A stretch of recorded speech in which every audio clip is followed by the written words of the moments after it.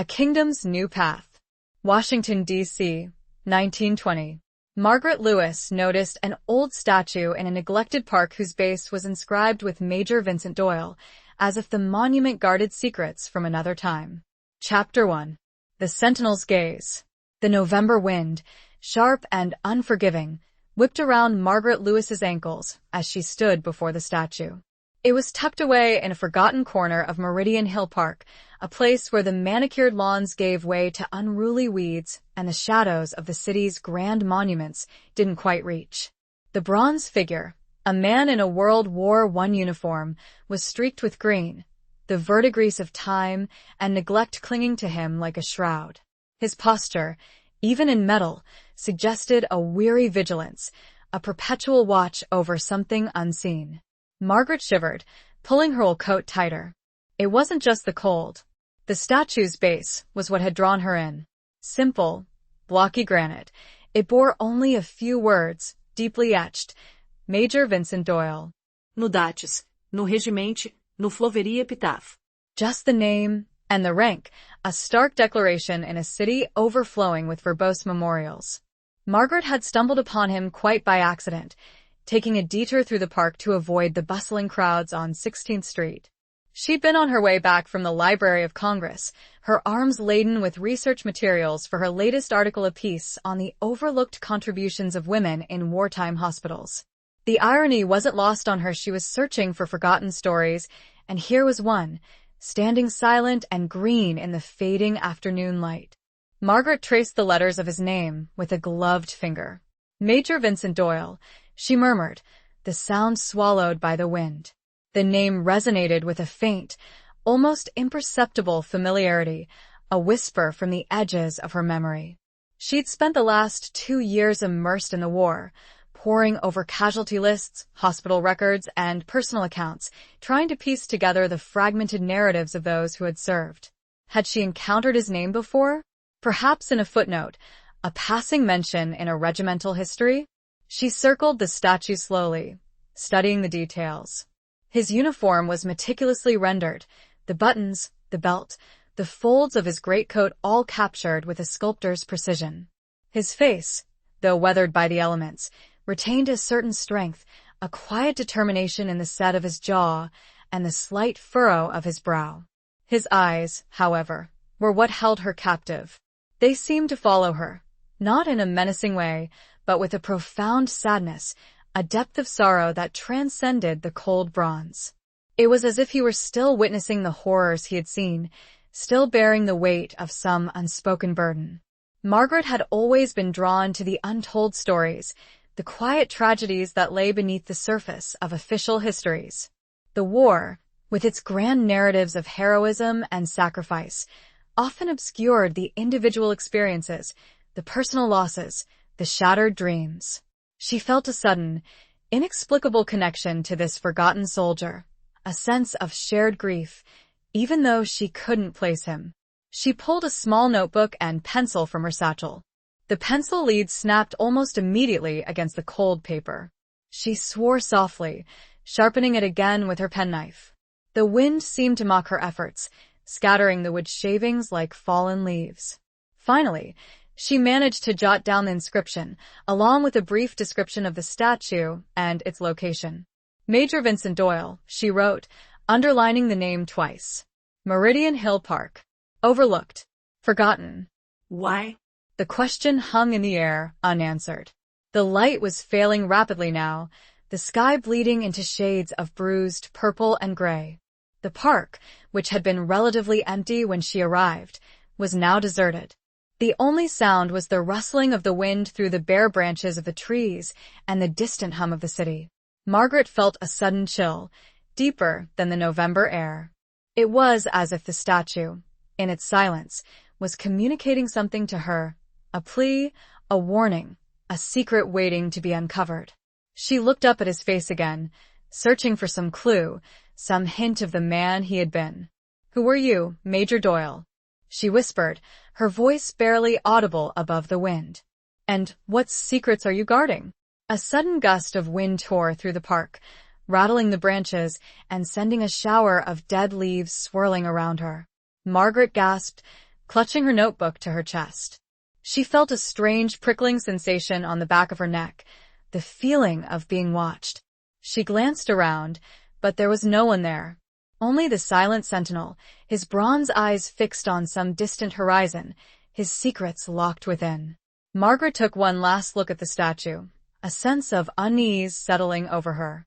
She knew, with a certainty that defied logic, that this was more than just a forgotten monument. This was a story waiting to be told, a life waiting to be remembered. And she, somehow, was meant to be the one to tell it. The thought, while daunting, sent a thrill of purpose through her. She had found her next project, and it felt personal. A cold, hard knot of something anticipation mixed with dread lodged in her stomach. She backed away, her gaze fixed on the Major. The growing shadows seemed to swallow him whole, leaving only the glint of fading light on the bronze of his epaulets. Chapter 2. Whispers in the Archives. The National Archives, a colossal temple of history, felt both intimidating and comforting to Margaret. The sheer volume of information, the weight of the past contained within its walls, was overwhelming. Yet, it was also a sanctuary, a place where she could lose herself in the pursuit of forgotten truths. The scent of aged paper and leather, the hushed whispers of researchers, the rhythmic tap of typewriters, these were the sounds and smells of her world.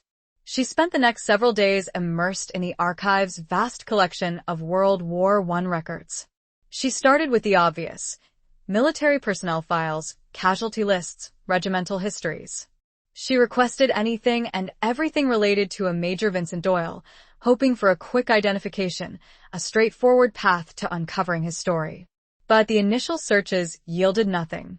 No service record, no mention in the official casualty reports, no trace of him in the meticulously documented histories of the American Expeditionary Forces. It was as if he had vanished into thin air, a ghost soldier who had somehow slipped through the cracks of the bureaucratic machine. Margaret, however, refused to be deterred. She knew that the official records were often incomplete, riddled with errors and omissions. The war had been a chaotic, sprawling affair, and countless stories had been lost in the fog of battle, buried beneath the rubble of shattered lives. She broadened her search, expanding her inquiries to include less conventional sources: personal letters, diaries, memoirs, even the records of wartime aid organizations. She spent hours hunched over microfilm readers, her eyes straining to decipher faded handwriting and blurred photographs.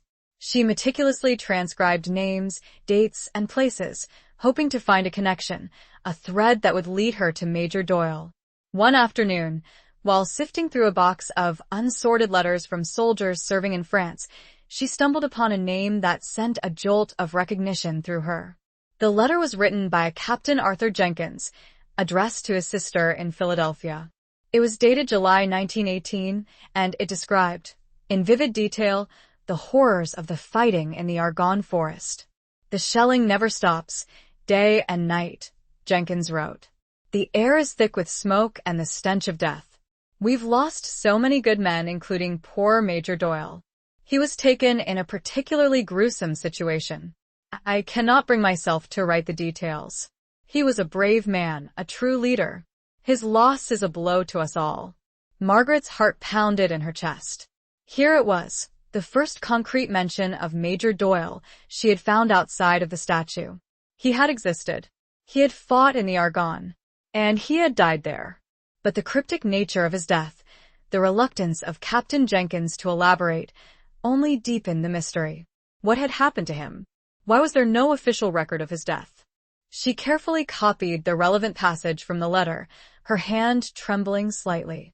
She felt a surge of adrenaline, the thrill of the hunt, the satisfaction of uncovering a piece of the puzzle. But she also felt a profound sadness, a sense of loss for a man she had never met, a man whose life had been cut short by the brutality of war. Driven by this new lead, Margaret focused her research on the Argonne Forest campaign. She studied maps of the battlefields, read accounts of the fighting, and examined the records of the units that had participated in the offensive. She learned about the relentless German resistance, the dense, unforgiving terrain, the horrific casualties suffered by both sides. She discovered that the Argonne Forest had been a crucible of death, a place where men had been tested to their limits, where courage and despair had walked hand in hand. She began to understand the context of Major Doyle's death, the brutal reality of the war he had fought in. Days turned into evenings, the artificial light of the archives a stark contrast to the world outside.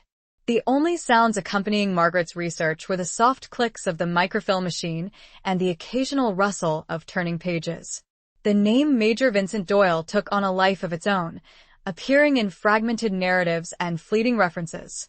Each find was a small victory, a step closer to unveiling the full picture. As she delved deeper into the records, she began to notice a pattern, a recurring theme in the accounts of those who had served in the Argonne.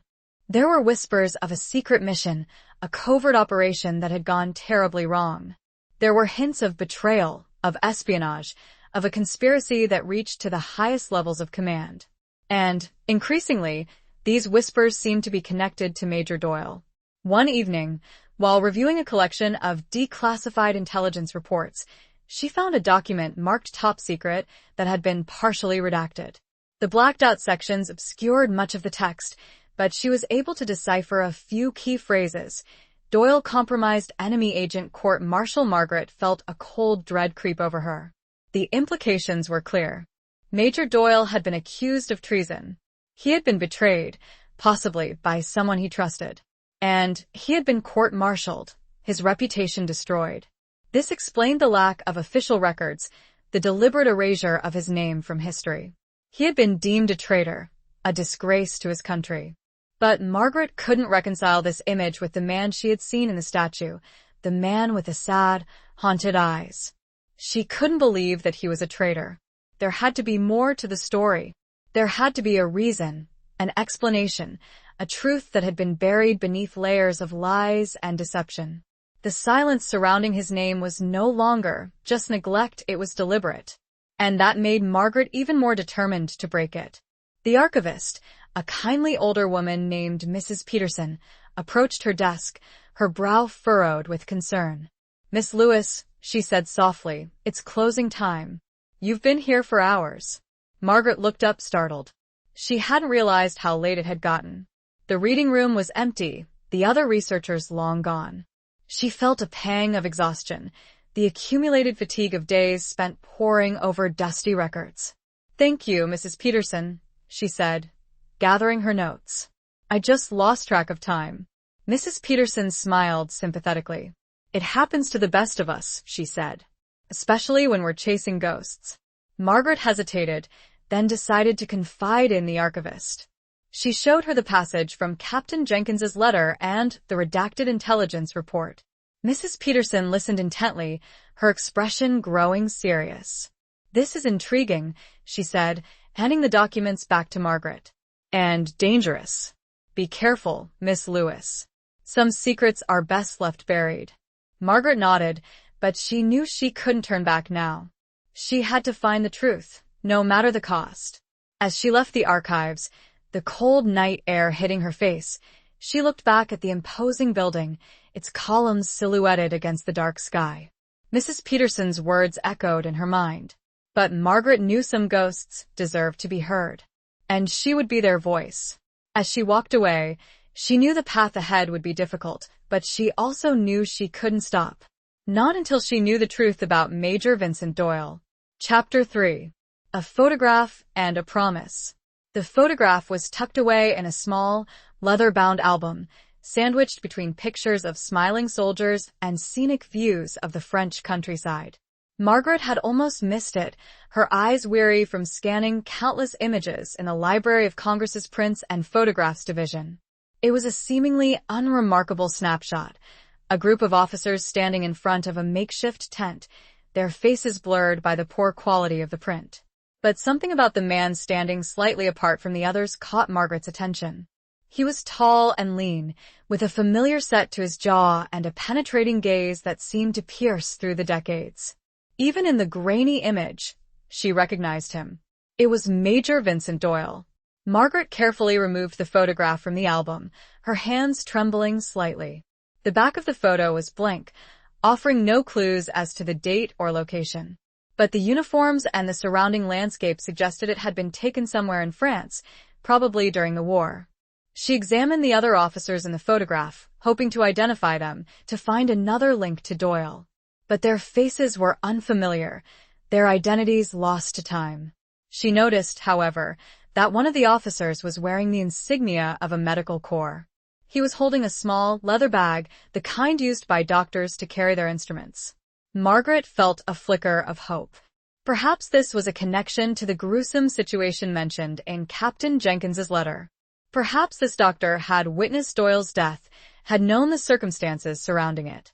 She spent the rest of the day searching through the records of medical personnel who had served in the Argonne Forest. She cross-referenced names and units, hoping to find a match to the doctor in the photograph. But the task was daunting.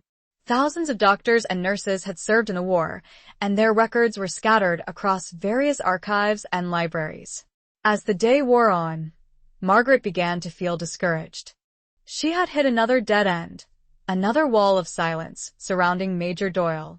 She was about to give up, to pack her things and go home, when she stumbled upon a file labeled Unidentified Personnel Argonne Forest Campaign. It was a collection of miscellaneous documents, photographs, and letters that had been found on the battlefields after the war, their owners unknown. Margaret opened the file with a sense of weary resignation, expecting to find nothing of interest. But as she sifted through the contents, she found a small, folded piece of paper. It was a letter, written in a hurried, almost illegible scrawl. The paper was stained with mud and blood, the ink faded and blurred. But Margaret could make out a few words. Doyle promise keep her safe. Margaret's heart skipped a beat. This was it. This was a message from Major Doyle himself. But who was her? And what promise was he referring to? She carefully unfolded the letter, trying to decipher the rest of the text. It was a painstaking process, like piecing together a shattered mosaic.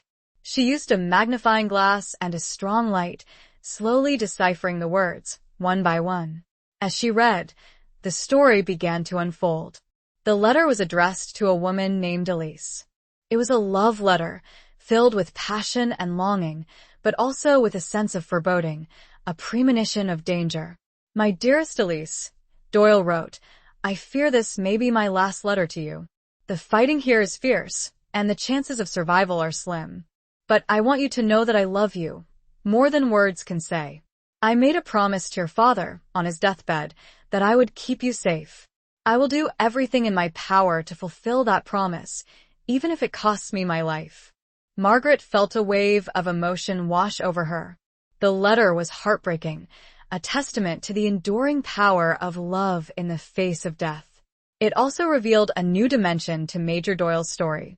He wasn't just a soldier, he was a man bound by a promise, a man who had sacrificed everything for the woman he loved. The gruesome situation was becoming clearer, and it wasn't treason. It was sacrifice. But who was Elise? And what had happened to her? The letter offered no answers, only more questions. Margaret carefully placed the letter and the photograph in a protective sleeve. These were precious artifacts, tangible links to Major Doyle's past. She knew she had to find Elise, to unravel the mystery of their relationship, to understand the promise that had driven Doyle to his death. She left the Library of Congress with a renewed sense of purpose. The photograph and the letter had given her a new lead, a new direction for her research. She felt closer to Major Doyle than ever before, closer to understanding the man behind the statue, the man who had guarded his secrets for so long. As she walked out into the twilight, the city lights twinkling around her, she clutched the sleeve containing the photograph and the letter. The image of Doyle, standing tall and resolute in the fading light of the photograph, seemed to burn itself into her memory. The promise, whispered across the years, echoed in her heart. She wouldn't rest until she found Elise. She owed it to him. She owed it to them both. A soft rain started to fall, mirroring the unshed tears in Margaret's eyes. Chapter 4. The Major's Letter. The discovery of Doyle's letter to Elise fueled Margaret's determination. She returned to the National Archives the next day, her focus narrowed to finding any trace of Elise, any record that might connect her to Major Doyle. She knew it was a long shot. Women's names were often absent from official military records, their contributions relegated to the margins of history. She started by searching through the records of civilian aid organizations that had operated in France during the war. She examined passenger lists of ships that had transported nurses, volunteers, and relief workers across the Atlantic. She pored over the files of the Red Cross, the YMCA, and other charitable groups, hoping to find a name, a photograph, anything that might link Elise to Doyle. Hours turned into days, and the search proved fruitless. Margaret began to feel the familiar pangs of frustration, the sense of chasing a ghost, a phantom that eluded her grasp. She considered the possibility that Elise was a pseudonym, a code name used to protect the woman's identity. Or perhaps she had never even been in France, her connection to Doyle confined to the realm of letters and memories.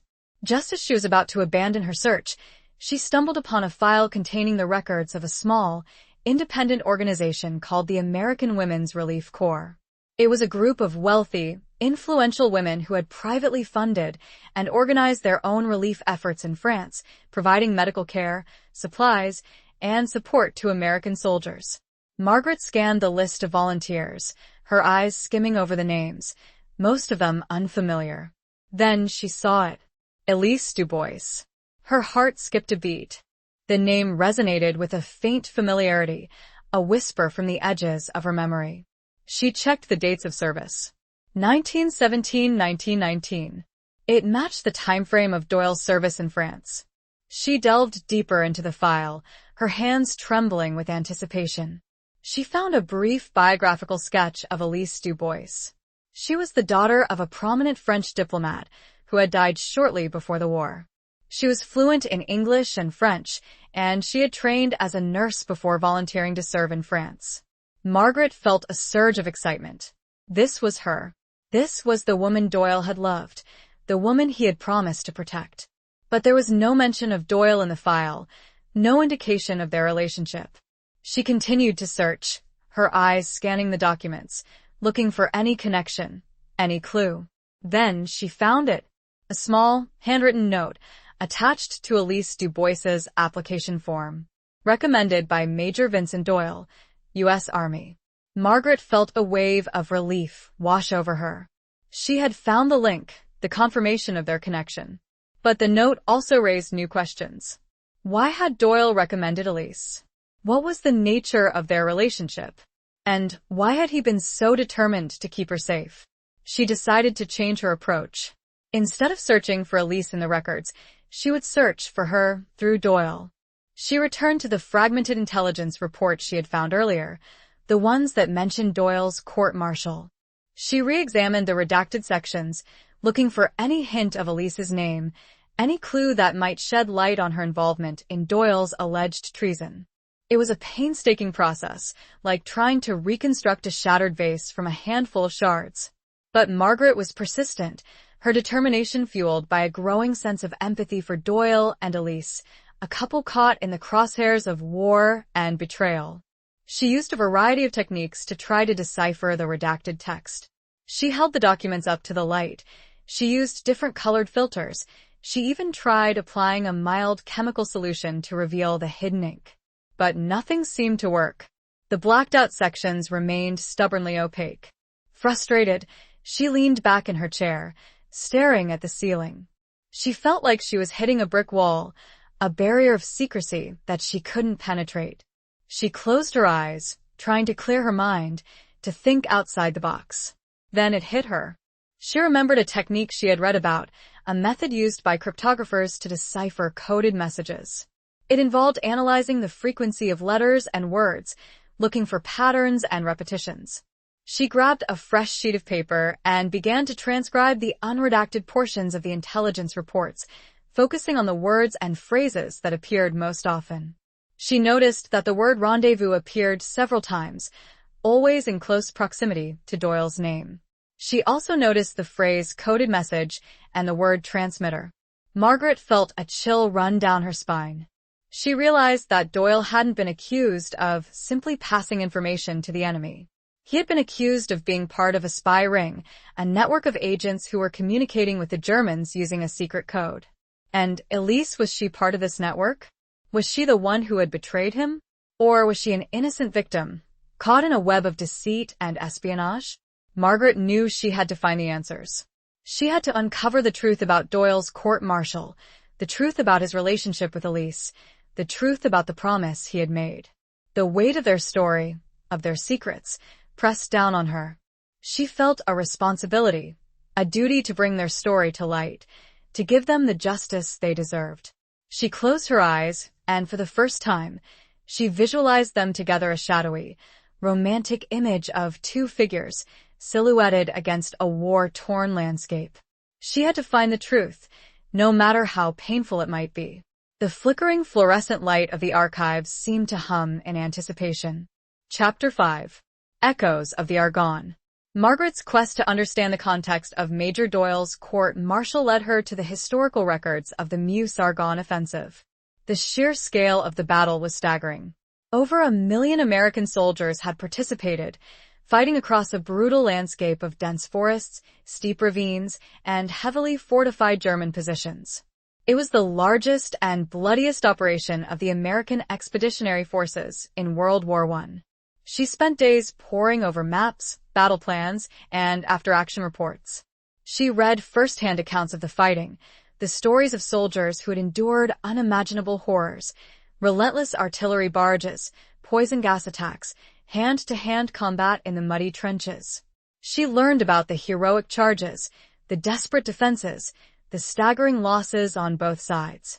The Argonne Forest, she realized, was more than just a battlefield. It was a charnel house, a place where men had been sacrificed in a relentless, grinding war of attrition. And it was here, in this maelstrom of violence and death, that Major Vincent Doyle had met his fate. She focused her research on the specific units that had been involved in the area where Doyle was believed to have served. She examined the records of the 77th Infantry Division, the Lost Battalion, and other units that had fought in the vicinity of the Charlevoix Mill, a key strategic point that had been the scene of intense fighting. She discovered that Doyle had been assigned to a liaison unit, responsible for coordinating communications between American and French forces. This role would have given him access to sensitive information, making him a valuable target for enemy intelligence. It also explained his connection to Elise Dubois, whose father had been a French diplomat. Margaret began to piece together a tentative narrative. Doyle, as a liaison officer, had met Elise through her father. They had fallen in love, their relationship complicated by the war and the cultural differences between them. Doyle, aware of the dangers facing Elise and her family, had promised to protect them. But somehow, he had become entangled in a web of espionage, accused of passing information to the enemy. But the question remained, was he guilty? Or had he been framed, set up by someone who wanted to exploit his position and his relationship with Elise? Margaret returned to the declassified intelligence reports, focusing on the evidence that had been used to convict Doyle. She discovered that the primary evidence against him had been a series of coded messages, intercepted by American intelligence, that were alleged to have been sent by Doyle to a German contact. The messages were written in a complex cipher, a substitution code that had been used by German spies throughout the war. The Americans had managed to break the code, but they had never been able to definitively prove that Doyle was the sender. The evidence was circumstantial, based on his access to sensitive information and his known association with Elise Dubois, who was suspected of having connections to German intelligence. Margaret examined the coded messages, comparing them to Doyle's handwriting in the letter he had written to Elise. She noticed a subtle difference in the style, a slight variation in the way certain letters were formed. It was a minor detail, but it was enough to raise doubts in her mind. She also discovered that the key witness against Doyle, a fellow officer named Captain Robert Miller, had a history of personal animosity towards him. Miller had been passed over for promotion in favor of Doyle, and he had openly expressed his resentment. Miller had also been seen meeting with a known German agent in a neutral country before the war. Margaret felt a surge of suspicion. Could Miller have been the real spy, the one who had framed Doyle to cover his own tracks? It was a plausible scenario, one that fit the known facts better than the official narrative. She decided to investigate Miller's background, searching for any evidence that might link him to German intelligence. She discovered that Miller had a gambling problem, and he had been deeply in debt before the war. He had also been involved in several shady business deals, including one that involved selling arms to a foreign power. Margaret felt a growing conviction that Miller was the key to unlocking the mystery of Major Doyle's court-martial. He had the motive, the opportunity, and the connections to frame Doyle and get away with it. But proving it would be difficult. Miller was dead, killed in action shortly after Doyle's court-martial. And the evidence against him was circumstantial, scattered across various archives and records. The late afternoon light streamed through the large windows, casting long shadows across the room. It was getting late, and the archive staff were casting subtle, and not so subtle, glances toward the clock. Margaret sighed, knowing she would have to return the next day. But she had one more request. "Is there any chance," she asked the archivist, "that there are surviving members of Doyle's unit? Someone who might remember?" The archivist, a young man this time, tapped a few keys on his computer. "It's a long shot," he said. "But there is one. A Sergeant Thomas Baker. He's listed as living in a veteran's home in Philadelphia." Margaret's heart leaped. A living witness. Someone who might have known Doyle, who might have seen what really happened. It was a slim hope, but it was the best lead she had. As she left, a renewed sense of purpose filled her.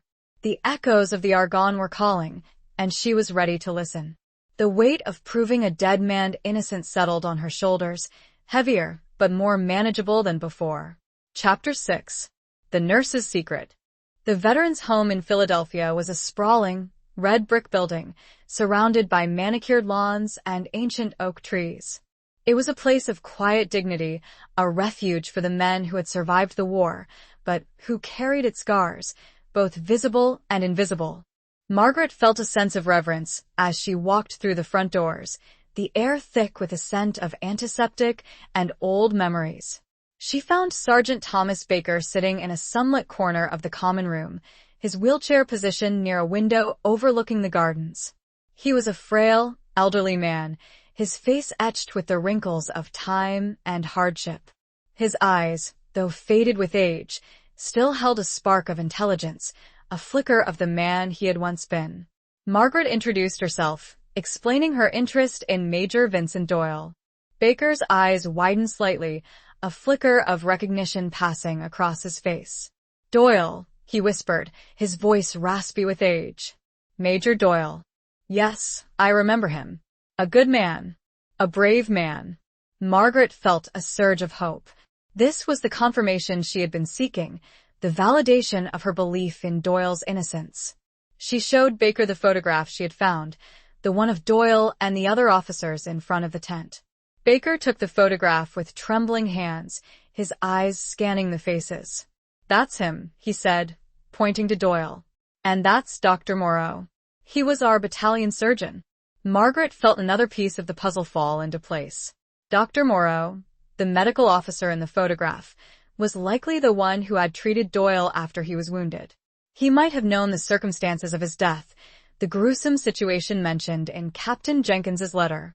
"Sergeant Baker," she said, "do you remember anything about Major Doyle's death? Anything at all?" Baker hesitated, his eyes clouding over with memory. He took a deep breath, his chest rattling slightly. "It was a terrible time," he said. "The Argonne, it was hell on earth. We were losing men left and right. The shelling, the gas, it never stopped." He paused, his gaze drifting towards the window, as if he were seeing the battle unfold before him. "Doyle, he was leading a patrol," he continued, his voice barely above a whisper. "They were trying to locate a German machine gun nest that was pinning us down. They ran into an ambush, a trap." He shook his head, his eyes filled with a mixture of sorrow and anger. "Most of them were killed outright," he said. "Doyle, he was wounded badly. They brought him back to the aid station, but it was too late." Margaret felt a pang of sympathy for Baker, for the trauma he had endured, the memories he had carried for so long. "Do you know what happened to him?" she asked gently. "The details?" Baker looked at her, his eyes filled with a strange expression, a mixture of fear and guilt. "They said he was shot in the back," he whispered. "By one of our own men." Margaret felt a chill run down her spine. This was the confirmation of her suspicions, the evidence that Doyle had been murdered, not killed by the enemy. Who? She asked, her voice trembling. Who shot him? Baker shook his head. I don't know, he said. It was all covered up, hushed up. They said it was an accident-friendly fire.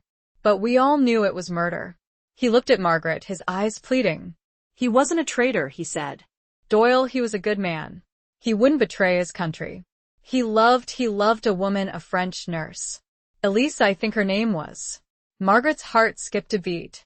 Baker had confirmed the existence of Elise, their relationship, and Doyle's innocence. Do you know what happened to her? She asked. To Elise? Baker shook his head again. I don't know, he said. She disappeared after Doyle was killed. Some said she went back to France, others said she was killed too. Margaret felt a wave of despair wash over her. Elise, the woman Doyle had loved, the woman he had promised to protect, was gone. Her fate, like Doyle's, was shrouded in mystery.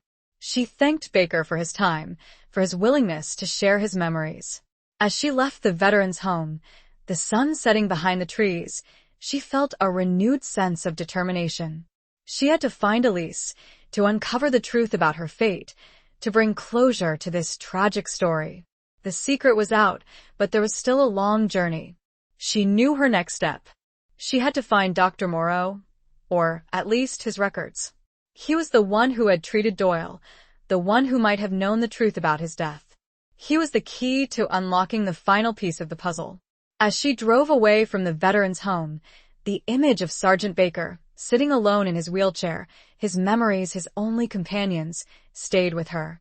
The weight of his words, the burden of his secrets, settled upon her. She had a new mission, to find the truth, not just for Major Doyle, but for all the forgotten soldiers who had been victims of war and betrayal. The image of Elise, a shadowy figure in her mind, became clearer, more defined. She would find her. She had to. A single tear rolled down Margaret's cheek, a testament to the enduring power of love and loss, a promise whispered across the years. Chapter 7. Across the Barricades. Finding Dr. Moreau's records proved to be a formidable challenge. Medical records from the war were scattered across various archives, hospitals, and government agencies, often incomplete or poorly indexed. Margaret spent days searching through the National Archives, the Library of Congress, and the Army Medical Museum, her frustration growing with each passing hour. She discovered that Dr. Henri Moreau had been a French physician, attached to the American Expeditionary Forces as part of a medical exchange program. He had served with distinction in the Argonne Forest, earning commendations for his bravery and his dedication to his patients. But after the war, he had seemingly vanished, returning to France without a trace. Margaret contacted the French embassy in Washington, requesting their assistance in locating Dr. Moreau's records. She explained her research, her belief in Major Doyle's innocence, and her hope that Moreau's testimony might shed light on the circumstances of his death. The embassy officials were polite but unhelpful. They informed her that Dr. Moreau had died several years after the war, and that his personal papers had been destroyed in a fire. They offered their condolences, but made it clear that they could offer no further assistance. Margaret felt a wave of despair wash over her. She had hit another dead end, another wall of silence surrounding Major Doyle and Elise Dubois. She was beginning to feel like she was chasing shadows, pursuing a story that was destined to remain forever shrouded in mystery. She decided to take a break from her research, to clear her head and reevaluate her approach. She visited the statue of Major Doyle in Meridian Hill Park, seeking solace in his silent presence. As she stood before the statue, the wind whipping around her, she noticed something she hadn't seen before. A small, almost imperceptible crack in the granite base, near the inscription of Doyle's name. She knelt down, examining the crack more closely. It was barely visible, but it was definitely there, a flaw in the otherwise perfect surface. She felt a strange intuition, a hunch that this crack might be more than just a random imperfection. She ran her fingers along the crack, feeling for any irregularities. Then she felt it. A slight indentation, a small, almost imperceptible hollow in the granite. She carefully inserted her penknife into the hollow, gently prying it open. To her astonishment, a small, metal compartment was revealed, hidden within the base of the statue. Margaret's heart pounded in her chest. This was it. This was a secret compartment, a hiding place that had remained undiscovered for years. She carefully removed the contents of the compartment, a small, leather-bound diary. She opened the diary, her hands trembling with anticipation. The first page bore a single inscription, written in elegant, flowing script, Elise Dubois. Margaret felt a surge of emotion wash over her. She had found Elise's diary, her personal account of her life during the war, her relationship with Major Doyle, and her fate. She began to read, her eyes devouring the words, her heart aching with empathy for the young woman who had written them. Elise's diary was a window into her soul, a testament to her love for Doyle, her courage in the face of adversity, and her unwavering belief in his innocence. Elise wrote about her first meeting with Doyle, their clandestine rendezvous, their shared dreams of a future together after the war. She described his kindness, his strength, his unwavering commitment to his duty. She also wrote about the growing danger they faced, the suspicion and intrigue that surrounded them, the threats from those who sought to destroy their love. She revealed that Doyle had discovered a plot by a group of German spies, operating within the American and French ranks, to sabotage the Allied war effort. He had been gathering evidence, preparing to expose the conspirators, when he was betrayed and framed for treason. Elise wrote about her desperate attempts to prove Doyle's innocence, her efforts to contact his superiors, her pleas for justice. But she had been met with silence, indifference, and hostility. She had been branded as the lover of a traitor, a pariah to be shunned and feared. The diary entries grew increasingly frantic, filled with fear and despair. Elise wrote about being followed, threatened, and harassed. She described her desperate attempts to escape France, to find a safe haven where she could expose the truth and clear Doyle's name. The final entry in the diary was dated November 11th, 1918, the day of the armistice. "Today, the war is over," Elise wrote. "But my battle has just begun. I will not rest until I have avenged Vincent's death, until I have exposed the traitors who destroyed him. I will fight for his honor, for his memory, for our love. I will cross any barricade, overcome any obstacle, to bring them to justice." Margaret closed the diary, her eyes filled with tears. Elise's words were a testament to the enduring power of love, a beacon of hope in the darkness of war and betrayal. They fueled a passionate fire in Margaret. She had found the truth, the missing piece of the puzzle. Major Vincent Doyle had been innocent. He had been murdered, not by the enemy, but by his own comrades, by those who sought to cover up their own treachery. And Elise, she had survived. She had escaped France, carrying with her the evidence that could clear Doyle's name and expose the real traitors. The diary was proof. But where was she now? The cool stone of the statue's base felt cold against Margaret's cheek as she leaned against it, the diary clutched in her hand. The wind seemed to whisper Elise's name, a mournful cry across the years. The city lights blurred through Margaret's unshed tears. She had a new mission, a renewed sense of purpose. She had to find Elise, or, at the very least, find out what happened to her. She had to bring their story to light, to give them the justice they deserved. The barricades were down, but the fight was far from over. Chapter 8. The Price of Loyalty. Elise's diary provided a roadmap, a series of clues that Margaret hoped would lead her to the woman's post-war life. The entries mentioned several names, individuals who had been involved in Doyle's case, both allies and enemies.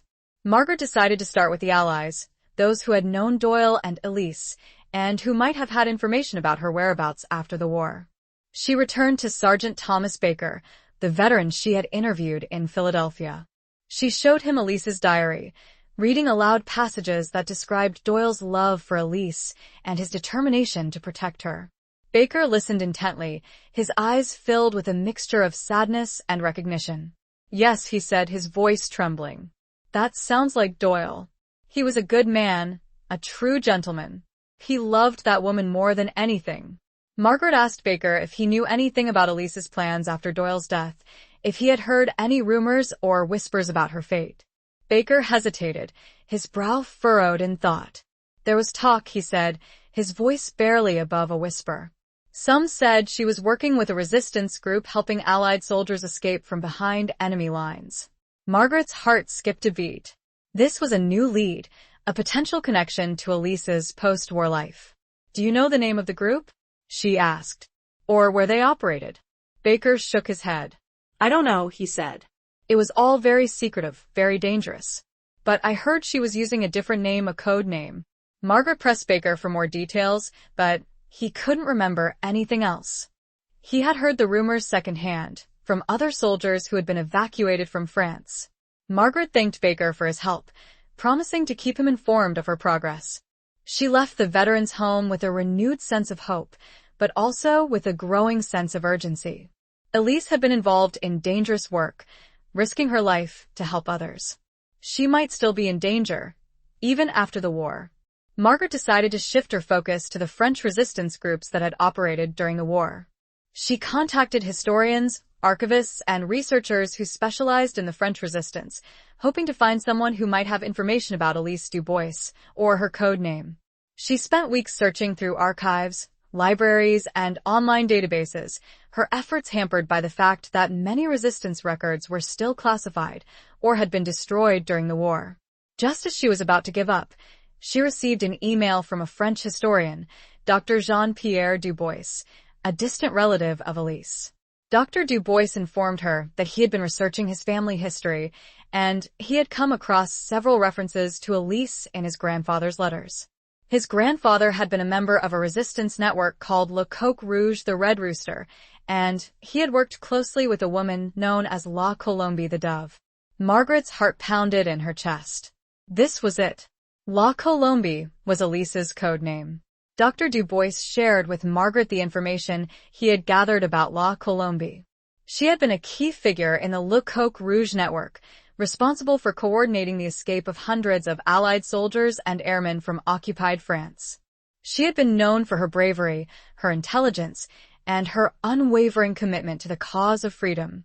He also revealed that La Colombe had continued her resistance work after the war, helping to track down Nazi collaborators and war criminals who had escaped justice. She had been involved in several high-profile cases, bringing some of the most notorious figures of the Nazi regime to trial. Margaret was amazed by Elise's courage and resilience. She had survived the war, endured the loss of her beloved Doyle, and continued to fight for justice, even in the face of danger. But Dr. Dubois also had some disturbing news. He had discovered that La Colombe had disappeared in 1925 while investigating a group of former Nazi officials who were believed to be involved in a plot to overthrow the French government. She had been presumed dead, her body never found. Margaret felt a wave of grief wash over her. Elise, the woman who had endured so much, the woman who had fought so bravely for justice, had vanished without a trace. Her fate, like Doyle's, was shrouded in mystery. But Margaret refused to give up. She was determined to find out what had happened to Elise, to uncover the truth about her disappearance, to bring closure to this tragic story. She had come too far, invested too much, to turn back now. The loyalty she felt for the story, for the couple at its center, burned like a hot coal in her chest. She knew her next step would involve searching and inquiring about possible enemies. Elise's enemies. That would mean taking her search abroad, to France. The thought was both exciting and terrifying. The price of loyalty, she realized, was sometimes measured in miles and in tears. She looked down at Elise's diary, tracing the elegant script with her fingertip. "I will not rest," she whispered, echoing Elise's vow. The quiet hum of the reading room seemed to fade away, replaced by the distant echoes of war and the whispers of a love that had defied death. Chapter 9. A Dance in the Shadows. Margaret's decision to travel to France was both impulsive and inevitable. She had exhausted her resources in the United States, and the trail of Elise Dubois, La Colombe, led directly to Paris, the city where she had lived, loved, and fought for freedom. Margaret booked passage on a transatlantic liner, her mind racing with anticipation and apprehension. The voyage across the Atlantic was long and arduous, but it gave Margaret time to reflect on her journey, to organize her notes, and to prepare for the challenges ahead. She reread Elise's diary countless times, immersing herself in the world of wartime Paris, a city of intrigue, danger, and clandestine resistance. She studied French history, focusing on the post-war period, the rise of political extremism, and the lingering threat of Nazi collaborators. She learned about the Epuration, the purge of collaborators that had followed the liberation of France, a period of both justice and revenge, where old scores were settled and new enemies were made. She also researched the Le Coq Rouge Resistance Network, learning about its origins, its operations, and its key members. She discovered that the network had been a diverse group of individuals, united by their opposition to the Nazi occupation and their commitment to restoring French democracy. Margaret arrived in Paris in early December, the city shrouded in a gray mist that seemed to reflect the somber mood of her quest. She checked into a small hotel near the Latin Quarter, the historic heart of the city, where Elise had lived and worked during the war. She began her search by visiting the archives of the French Resistance, located in a nondescript building near the Place de la Bastille. She spent days poring over documents, photographs, and personal accounts, hoping to find some trace of Elise Dubois, or La Colombe. She discovered that the Le Coq Rouge network had been particularly active in the Latin Quarter, organizing sabotage missions, distributing anti-Nazi propaganda, and helping Allied airmen escape to safety.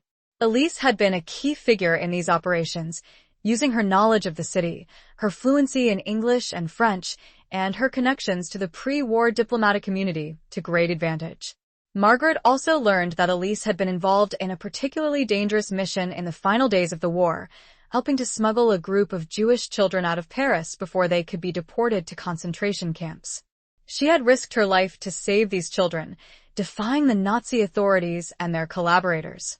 As Margaret delved deeper into the archives, she began to encounter resistance, a subtle but persistent reluctance to share information about Elise Dubois.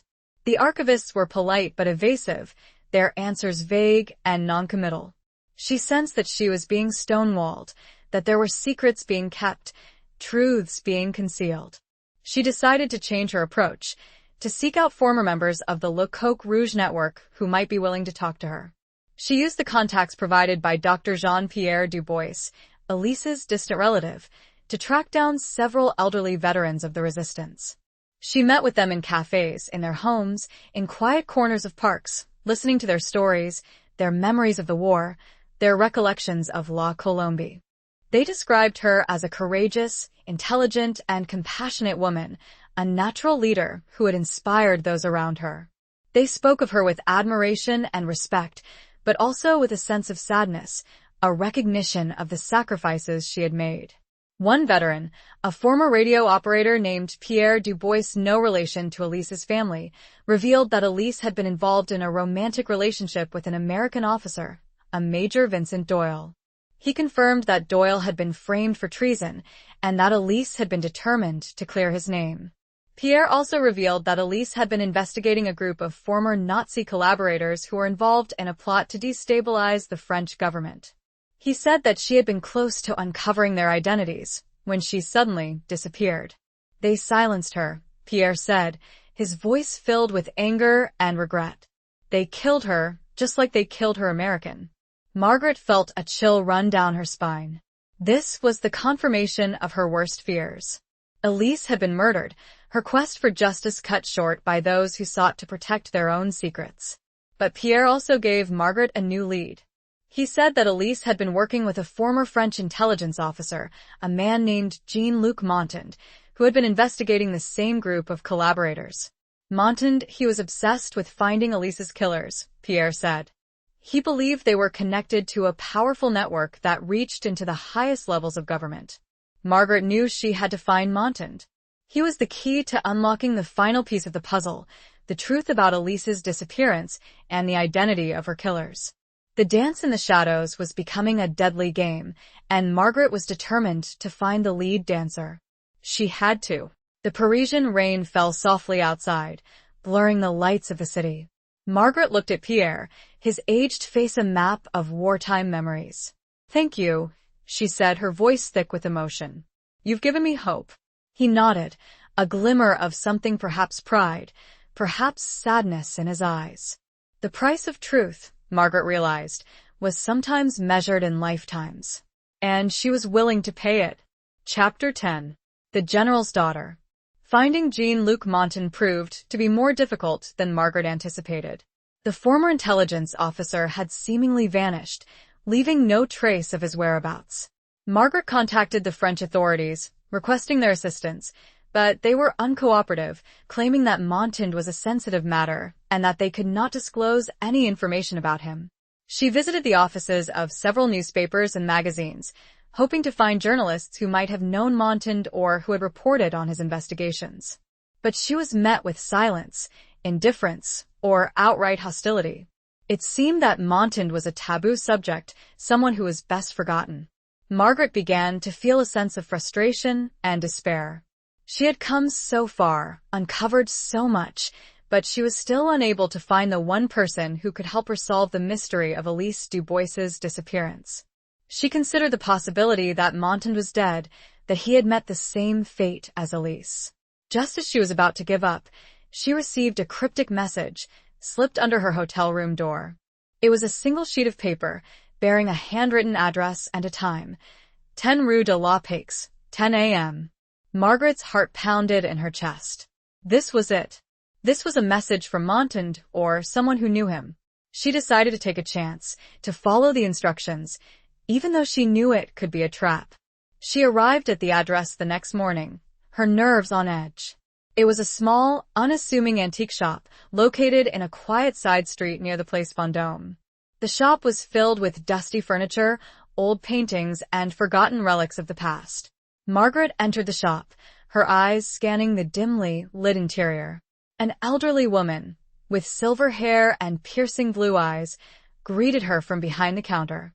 "Bonjour, mademoiselle," the woman said. "May I help you?" Margaret hesitated, unsure how to proceed. She decided to be direct. "I am looking for Jean-Luc Montan," she said. The woman's eyes widened slightly, a flicker of surprise passing across her face. "Monsieur Montan is not here," she said, her voice evasive. Margaret persisted. "I received a message to meet him here," she said. "At this address." The woman studied Margaret for a moment, her eyes assessing, probing. Then she seemed to make a decision. "Wait here," she said, disappearing into a back room.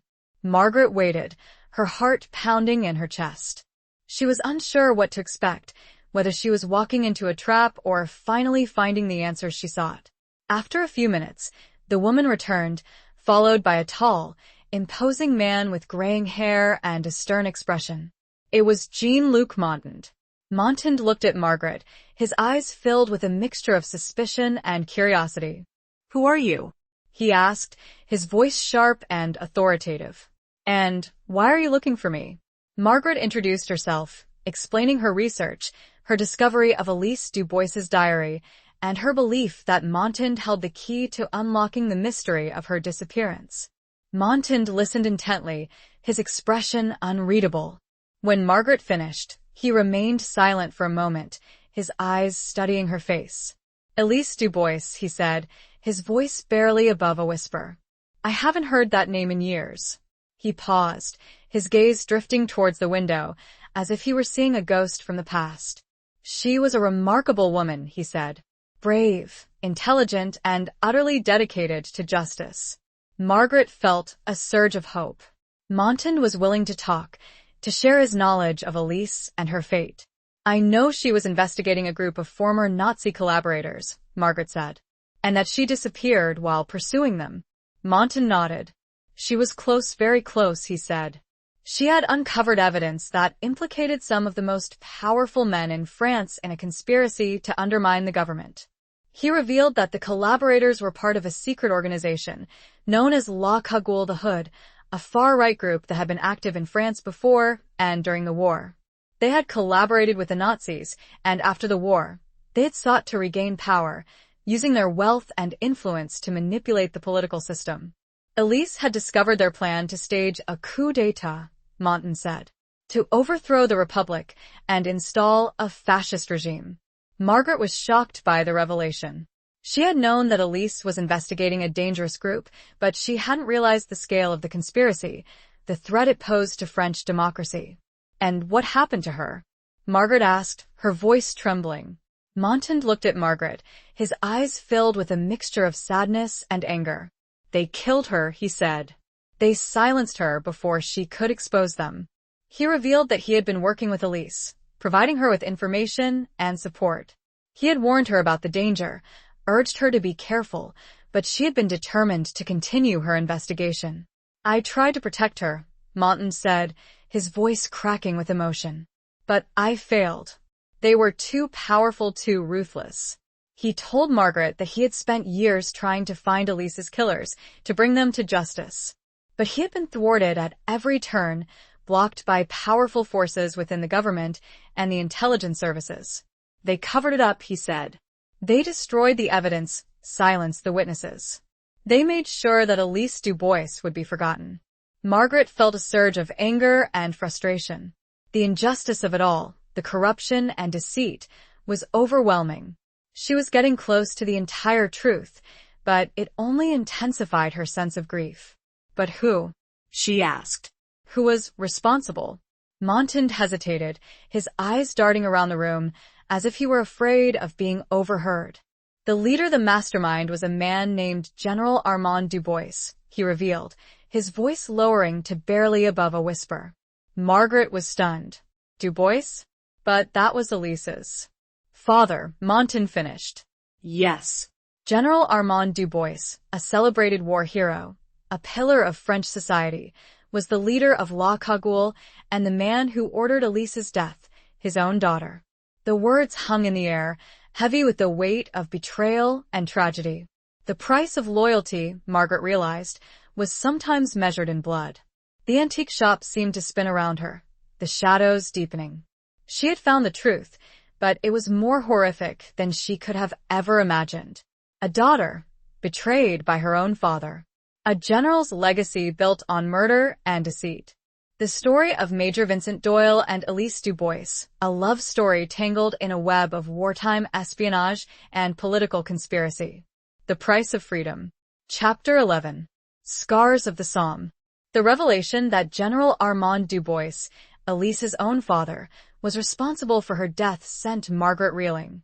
It was a betrayal so profound, so monstrous, that it defied comprehension. She struggled to reconcile the image of the celebrated war hero with the reality of the cold-blooded killer, the man who had sacrificed his own daughter to protect his power and his secrets. Monton explained that General Dubois had been a rising star in the French military before the war, a charismatic and ambitious officer who had cultivated close ties to the far-right political movements that were gaining influence in France. He had secretly joined La Cagoule, the clandestine organization that sought to overthrow the Republic and install a fascist regime. During the war, Dubois had collaborated with the Nazis, providing them with intelligence and support. He had used his position to enrich himself, to amass a fortune through black market dealings and illicit arms sales.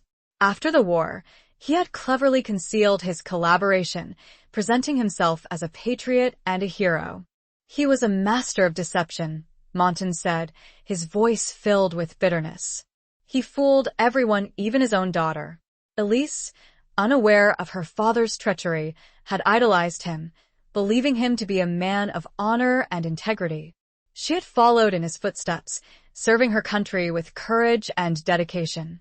But when she discovered the truth about his involvement with La Cagoule, she had been devastated, torn between her love for her father and her loyalty to her country. She confronted him, Monton said. She demanded that he confess that he turned himself in. But he refused. He threatened her, warned her to keep silent. Elise, undeterred, had continued her investigation, gathering evidence that could expose her father and his co-conspirators. She had been close to bringing them to justice when her father ordered her death. He sent his own men to kill her, Monton said, his voice shaking with emotion. They ambushed her, murdered her in cold blood. And then they made her disappear. Margaret felt a wave of nausea wash over her. The brutality of it all, the callous disregard for human life, was sickening. She couldn't imagine the pain and betrayal Elise must have felt in her final moments, knowing that her own father had condemned her to death. And Doyle? Margaret asked, her voice trembling. Was he involved in any of this? Montan shook his head. Doyle was innocent, he said. He was a good man, a brave soldier. He loved Elise with all his heart. He was framed by Du Bois to cover his own tracks. Montan explained that Du Bois had used his influence to manipulate the intelligence reports to plant false evidence that implicated Doyle in espionage. He had used Doyle's relationship with Elise as a pretext, exploiting the anti-French sentiment that existed within some sectors of the American military. Doyle was a convenient scapegoat, Montan said. He was an outsider, a foreigner. And he was in love with the daughter of a powerful general, a general who was secretly a traitor. Margaret felt a surge of relief, knowing that Doyle had been innocent, that his name had been cleared, at least in the eyes of those who knew the truth.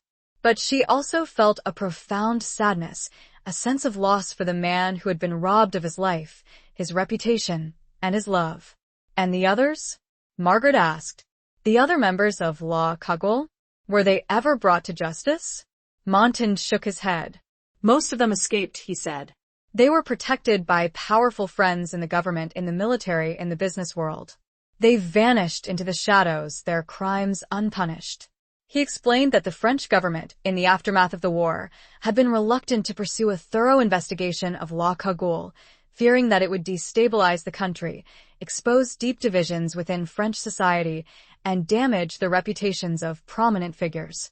There was a conspiracy of silence, Montan said. A deliberate effort to bury the truth, to forget the past. Margaret felt a surge of anger and frustration. The injustice of it all, the impunity of the guilty, was infuriating. She was determined to break the silence, to expose the truth, to bring the perpetrators to justice, even if it meant challenging the powerful forces that had protected them for so long. I need proof, Margaret said. Evidence that can be used to reopen the case. Montan nodded. I have it, he said. I have been gathering it for years. Documents, photographs, witness testimonies. Everything needed to expose Du Bois and his network. He revealed that he had kept the evidence hidden, fearing that it would be destroyed if it fell into the wrong hands. He had been waiting for the right moment, for someone who had the courage and the determination to pursue the truth. You, Margaret, he said, his eyes meeting hers. You are that person. You have the passion, the conviction to bring this story to light. The weight of his words, of his trust, settled upon Margaret. She knew that she was taking on a dangerous task, challenging powerful forces that would stop at nothing to protect their secrets. But she also knew that she couldn't turn back, that she had a duty to Elise, to Doyle, to all the victims of La Cagoule, to bring their story to the world. I will do it, she said, her voice firm and resolute. I will expose them. I will make sure that they are brought to justice. Montan smiled, a glimmer of hope in his eyes. Then let us begin, he said. The scars of the Somme, Margaret realized, were not just physical. They were etched into the soul of a nation, a constant reminder of the price of betrayal and the enduring power of truth. The antique shop, with its silent witnesses of the past, felt like a sanctuary, a place where justice could finally be served. And Margaret, armed with the truth, was ready to fight. Chapter 12. The Rendezvous Point. Montan led Margaret to his apartment, a small, cluttered space hidden above a bookstore in the Marais district. The walls were lined with books, maps, and photographs, evidence of a life dedicated to intelligence gathering and the pursuit of justice. The air was thick with the scent of old paper and pipe tobacco. He opened a locked cabinet, revealing a collection of files, documents, and photographs. It was a treasure trove of information, the accumulated evidence of years of painstaking investigation. This is everything, Montan said, his voice filled with a mixture of pride and sadness. The proof of Du Bois's treachery, of La Cagoule's crimes, of Elise's murder. Margaret spent hours poring over the documents, her mind racing with the implications of what she was reading. There were intercepted communications between Du Bois and German intelligence officers, detailing plans for sabotage and espionage. There were financial records showing the flow of money from Nazi sources to Du Bois and his associates. There were photographs of Du Bois meeting with known Nazi collaborators, including high-ranking officials of the Vichy regime. And there was evidence linking Du Bois directly to Elise's murder. There were witness testimonies from former members of La Cagoule who had turned against Du Bois, describing his orders to eliminate his own daughter. There were forensic reports analyzing the evidence found at the scene of Elise's disappearance, pointing to foul play. Margaret felt a growing sense of outrage and determination. The evidence was overwhelming, irrefutable. Du Bois was guilty not only of treason and collaboration, but also of the murder of his own daughter. "This is incredible," Margaret said, her voice filled with awe and disbelief. How did you manage to gather all of this?" Montan smiled, a hint of pride in his eyes. "I had help," he said, "from unexpected sources." He explained that he had received assistance from within the French government, from officials who were disgusted by Du Bois's crimes and who were determined to see justice served. He had also received help from former members of the resistance who had risked their lives to provide him with information. "There are still good people in this world," Montan said. "People who believe in truth and justice and honor." Margaret felt a renewed sense of hope. She was not alone in her quest. There were others, like Montan, who were willing to fight for what was right, even in the face of overwhelming odds. "What is our next step?" Margaret asked. "How do we expose this?" Montan outlined a plan. They would leak the evidence to a trusted journalist, someone who had the courage and the integrity to publish the story, to challenge the official narrative, to force the government to reopen the investigation. "We need someone who cannot be intimidated, who cannot be bought," Montan said. "Someone who will fight for the truth, no matter the cost." He suggested a journalist named Isabelle Dufour, a young, ambitious reporter who had made a name for herself by exposing corruption and injustice. Dufour worked for a small, independent newspaper known for its investigative journalism and its willingness to challenge the established order. "She is fearless," Montan said. "And she is a friend of the truth." Margaret agreed that Dufour was the right choice. She had read some of Dufour's articles, and she had been impressed by her courage and her tenacity. They arranged a meeting with Dufour, a clandestine rendezvous in a small cafe near the Seine. They chose the location carefully, a place where they could be relatively inconspicuous, where they could observe their surroundings, where they could escape quickly if necessary. Margaret and Montan arrived at the cafe early, choosing a table in a secluded corner, away from the other patrons. They were both nervous, aware of the risks they were taking. They were challenging powerful forces, people who would stop at nothing to protect their secrets. Dufour arrived a few minutes later, a slender woman with short, dark hair and intense, intelligent eyes. She greeted Margaret and Montan with a cautious smile, her gaze assessing, probing. Margaret explained their situation, their discovery of the evidence implicating General Du Bois in treason, collaboration, and the murder of his own daughter. She showed Dufour some of the key documents, highlighting the most damning evidence. Dufour listened intently, her expression growing increasingly serious. She asked probing questions, challenging Margaret and Montan, testing the credibility of their claims. "This is explosive," Dufour said, her voice filled with a mixture of excitement and apprehension. "If this is true, it could bring down the entire government." She explained that she would need to verify the evidence, to corroborate their claims, before she could publish anything. She would need to interview witnesses, examine documents, and consult with legal experts. "This will take time," Dufour said, "and it will be dangerous. Du Bois and his allies will not hesitate to silence us." Margaret and Montan assured Dufour that they understood the risks and that they were willing to cooperate fully with her investigation. "We are prepared to do whatever it takes," Margaret said, her voice firm and resolute, "to bring the truth to light." Dufour smiled, a glimmer of admiration in her eyes. "Then let us begin," she said. The rendezvous point, Margaret realized, was not just a place, it was a moment in time, a turning point in their quest for justice. The cafe, with its ordinary setting, felt charged with a dangerous energy, a sense of impending confrontation. And Margaret, armed with the truth and a newfound ally, was ready to face the storm. The distant sound of a police siren seemed to echo the urgency of their mission. Chapter 13. Betrayal in the Mist. The weeks following the meeting with Isabelle Dufour were filled with a tense anticipation. Margaret and Montague worked tirelessly, providing Dufour with additional evidence, connecting her with witnesses, and helping her navigate the complex web of political intrigue that surrounded the case of General Dubois. Dufour proved to be a tenacious and resourceful investigator. She interviewed former members of La Cagoule, tracked down former intelligence officers who had worked with Dubois, and examined financial records, uncovering a trail of illicit transactions that linked Dubois to a network of corrupt officials and businessmen. She also discovered that Dubois had been under surveillance by a rival faction within the French intelligence services, who suspected him of treachery but had been unable to gather sufficient evidence to bring him to justice.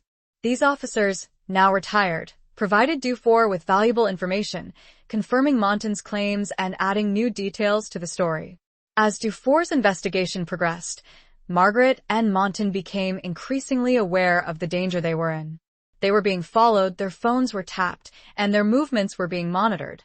They received anonymous threats, warning them to drop the investigation or face the consequences. Montague, with his experience and intelligence work, took precautions to protect them.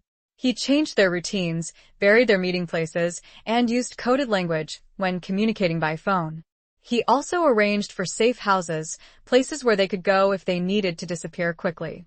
Margaret, despite her fear, remained determined to see the investigation through.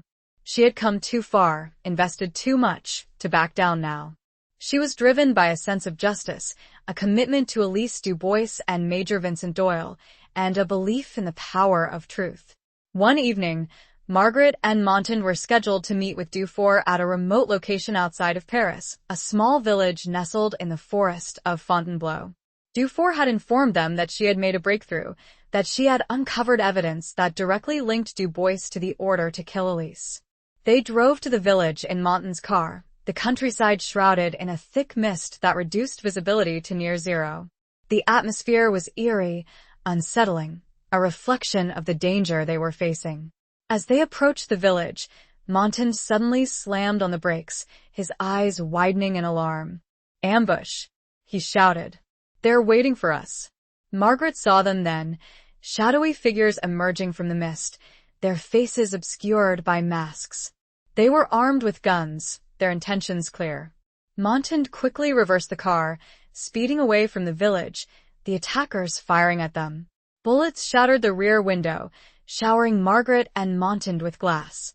Montague expertly maneuvered the car through the narrow, winding roads, his driving skills honed by years of experience in dangerous situations. He managed to evade the attackers, losing them in the dense forest. They drove for hours, not stopping until they were sure they were safe. They abandoned the car, fearing that it might be tracked, and continued on foot, eventually reaching one of Montague's safe houses, a small, isolated cabin hidden deep in the woods. They were both shaken by the attack, their nerves frayed. They knew that they had narrowly escaped with their lives. "They knew where we were going," Margaret said, her voice trembling. "They knew about the meeting." Montague nodded, his face grim. "There is a traitor among us," he said. "Someone who is informing on us." Margaret felt a chill run down her spine. The realization that someone they trusted had betrayed them was a devastating blow. It meant that they could trust no one, that they were surrounded by enemies. But who? Margaret asked, her voice filled with despair. Who could it be? Montague considered the possibilities. It could be someone within Dufour's newspaper, someone within the intelligence services, someone within their own circle of contacts. "We must be careful," Montague said. "We must trust no one but each other."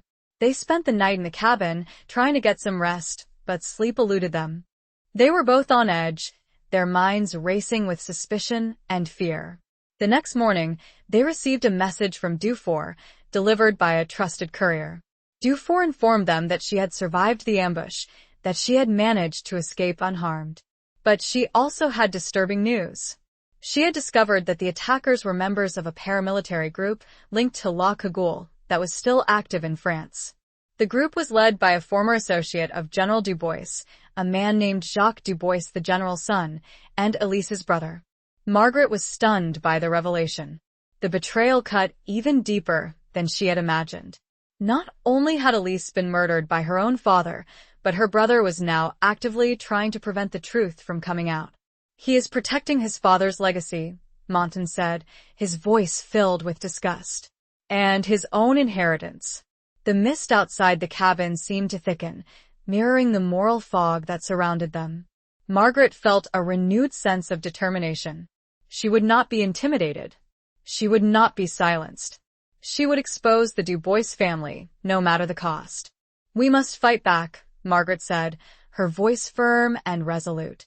"We must expose them before they kill again." Montan nodded, his eyes filled with a grim determination. "We will," he said. "We will." The betrayal in the mist had only strengthened their resolve. The fight for justice, Margaret realized, was not just about uncovering the past, it was about protecting the future. And she was ready to fight, no matter the odds. Chapter 14. The Lost Battalion. The discovery that Jacques Dubois, Elise's brother, was leading the efforts to suppress the truth about their father's crimes added a new layer of complexity and danger to Margaret and Montan's mission. They knew that they were facing a ruthless and powerful enemy, someone who had inherited his father's ruthlessness and his connections to the remnants of La Cagoule. They decided to change their strategy. Instead of focusing solely on exposing General Dubois's past, they would also investigate Jacques' present activities, looking for evidence that could link him to the attempted ambush and to other illegal activities. Montan used his contacts within the intelligence services to gather information on Jacques Dubois. He discovered that Jacques was a successful businessman with interests in a variety of industries, including construction, real estate, and finance. He was also a prominent figure in right-wing political circles, a vocal supporter of nationalist and anti-immigrant policies. Montan also learned that Jacques was suspected of being involved in money laundering, arms trafficking, and other illegal activities. He was believed to be using his legitimate businesses as a front for his criminal enterprises. Margaret, meanwhile, focused on researching the paramilitary group that Jacques was leading.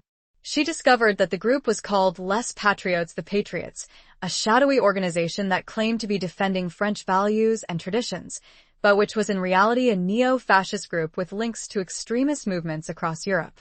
Les Patriotes had been involved in several acts of violence, including attacks on immigrants, left-wing activists, and journalists. They were also suspected of being involved in political assassinations and bombings. Margaret and Montan realized that they were dealing with a dangerous and well-organized enemy, one that had the resources and the ruthlessness to eliminate anyone who threatened them. They decided to seek help from an unexpected source: the surviving members of the 77th Infantry Division, the Lost Battalion, the unit that Major Vincent Doyle had served with during the Argonne Forest campaign. Margaret remembered Sergeant Thomas Baker, the veteran she had interviewed in Philadelphia. He had mentioned that there were other survivors of Doyle's unit, men who might have known something about the circumstances of his death and his relationship with Elise Dubois. She contacted Baker again, explaining her latest discoveries and asking for his help in contacting other veterans of the 77th Division. Baker was initially reluctant, fearing that he would be putting himself and his comrades in danger.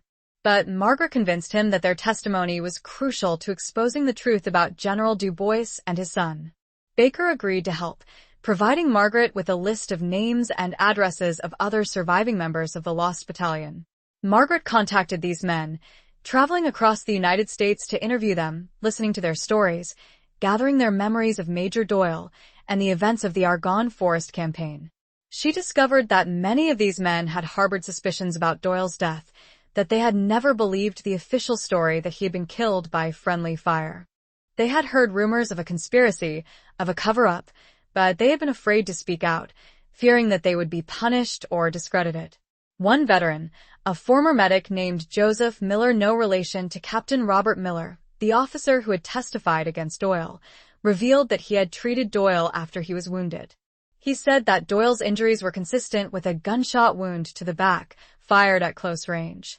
Miller also said that he had overheard a conversation between Captain Robert Miller and another officer, in which they discussed the need to silence Doyle and to make sure that the truth about his death never came out. Margaret felt a surge of vindication.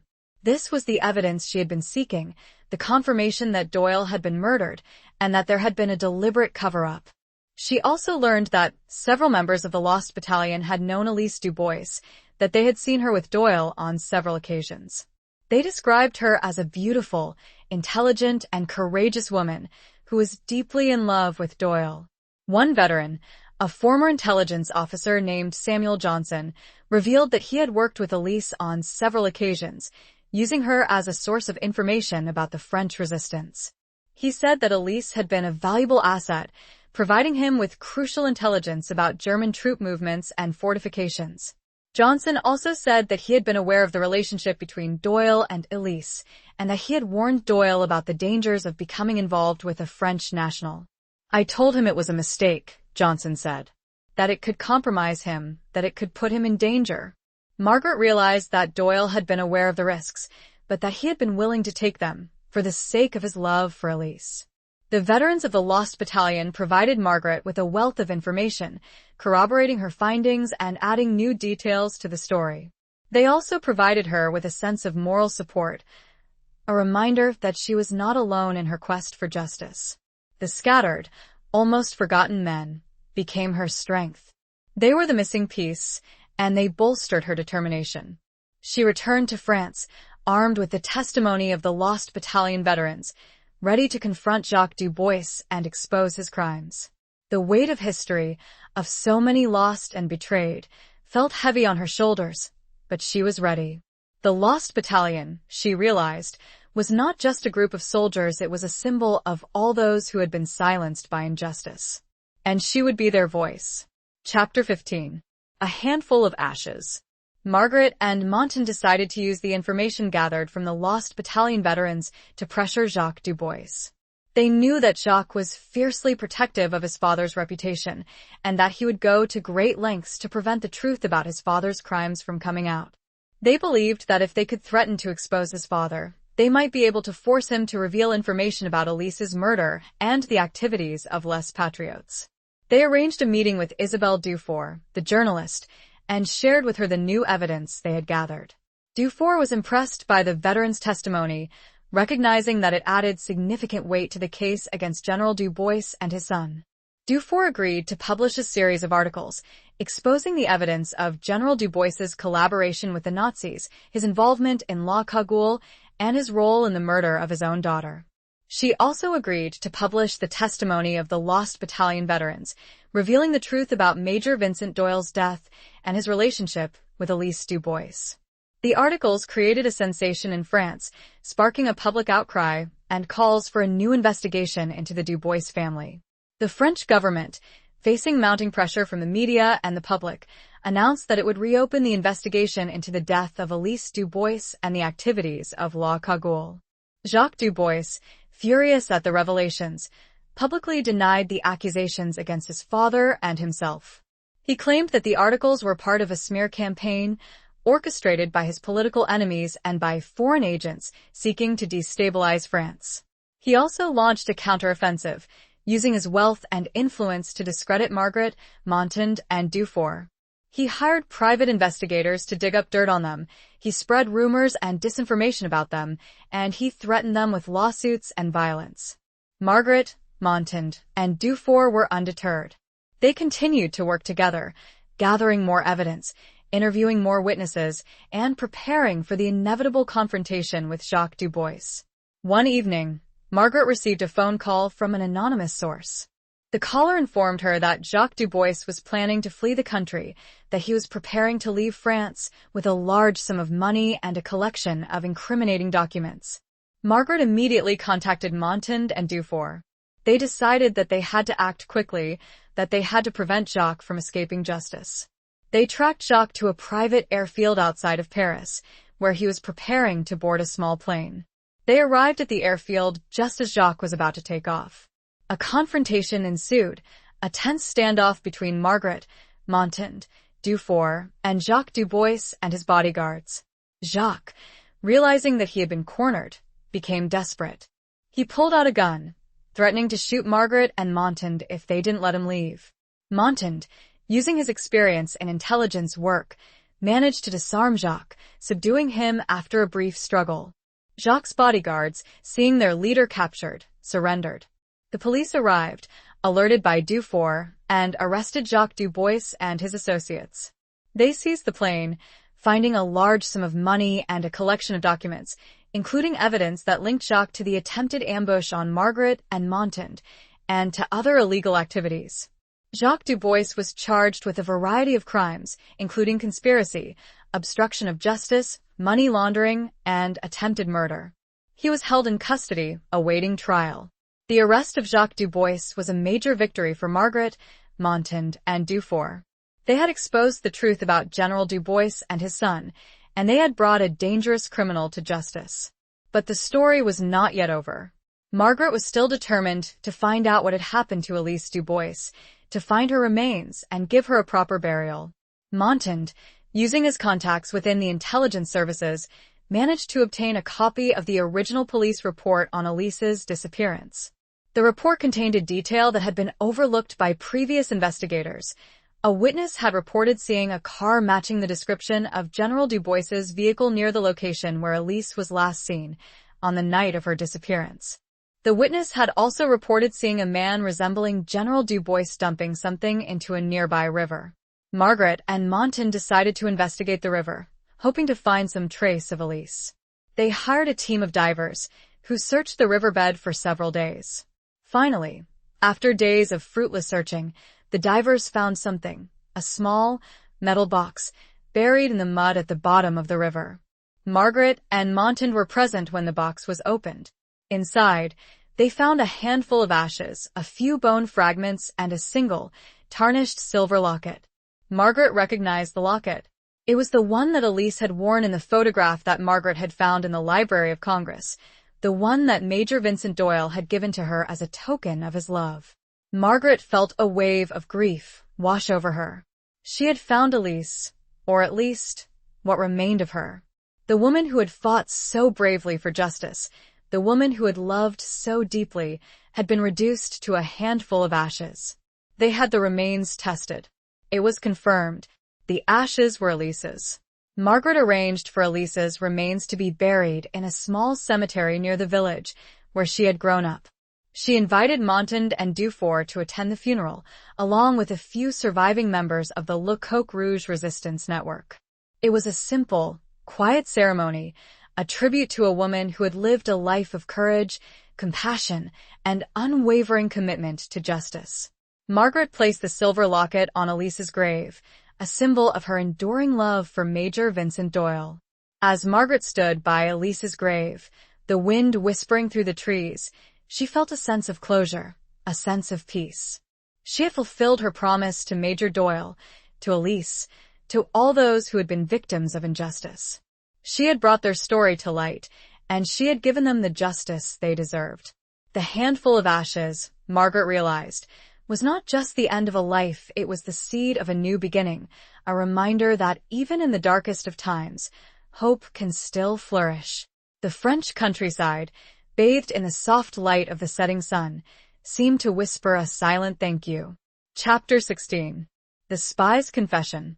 With Elise Dubois laid to rest and Jacques Dubois awaiting trial, Margaret felt a sense of accomplishment, but also a lingering unease.